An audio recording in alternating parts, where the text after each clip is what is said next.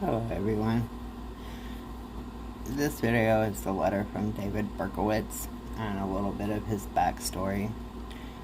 It was emailed, so there's no writing analysis, I guess, that can be done on it. But David Berkowitz, known as the Son of Sam, murdered 6 people in New York City from 1976 to 1977, claiming he received orders from a demon-possessed dog. David Berkowitz is an American serial killer who murdered 6 people in New York City, plunging the city into a panic and unleashing one of the largest manhunts in New York's history. Known as the Son of Sam, Berkowitz was arrested on August 10, 1977, 11 days after his last murder, and was sentenced to 6 consecutive 25-year of life terms.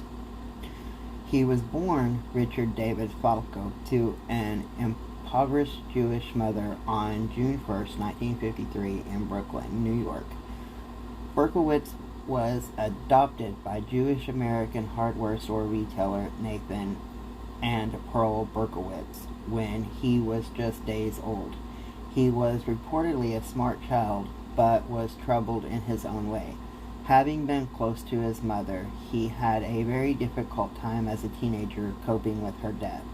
At the age of 18, Berkowitz enlisted in the U.S. Army and served in South Korea, where he excelled as a proficient marksman. After finishing the military service in 1974, Berkowitz returned to New York, where he got a job as a letter sorter for the U.S. Postal Service, and he settled into an apartment in Yonkers. Neighbors and co-workers described him as a loner who kept to himself. On July 29, 1976, Berkowitz began his killing rampage, starting with 2 teenage girls, Jody Valenti and Donna Loria, in the Bronx. The 2 were sitting in Valenti's car in front of Loria's home when Berkowitz shot at them, killing Loria and injuring Valenti. A few months later, Berkowitz was at it again. Spotting a couple in yet another parked car, he fired at them, resulting in a massive injury in the man's skull. That November, Berkowitz also shot at 2 teen girls walking home together and left one paraplegic. Police around this time had yet to put these shooting incidents together to realize that they were related. But all of that changed in January 1977 when Berkowitz attacked another couple in a parked car. Approaching Christine Friend and her fiancé, Berkowitz shot twice, striking Friend's head, which later proved to be fatal. Because Berkowitz used the same .44 caliber gun in all of his shootings, the police were on his trail, initially referring to him as the .44 caliber killer, which later evolved to the Son of Sam moniker. That March, Berkowitz murdered college student Virginia Rusgerchian? Yeah, I'm not sure how to pronounce that one. As she was walking home from class. The next month, Berkowitz claimed another couple, Valentina Suriani and Alexander Eswa, in their car. But this time, he left a letter nearby addressed to the NYPD captain Joseph Borelli, calling himself the Son of Sam for the first time. Throughout his murderous streak, Berkowitz left numerous letters near his victims' bodies, taunting the police and eluding their capture. As a result, the media coverage of his crime was widespread, and Berkowitz relished the spotlight. All the while, New Yorkers lived in fear of being his next victim. Berkowitz's final hit happened in the early hours of July 31, 1977, in Brooklyn. He shot Stacy Moskowitz and Bobby Violante. Moskowitz later died, and Violante was blinded in one eye and lost most of the vision in the other from his injuries. Fortunately, the police, a witness, noticed something at the scene that helped in cracking the case.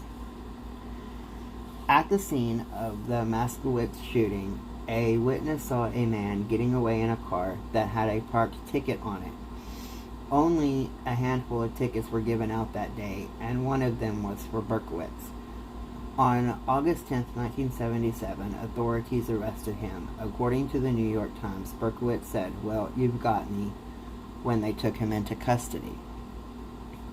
During questioning, Berkowitz explained that he had been commanded to kill by his neighbor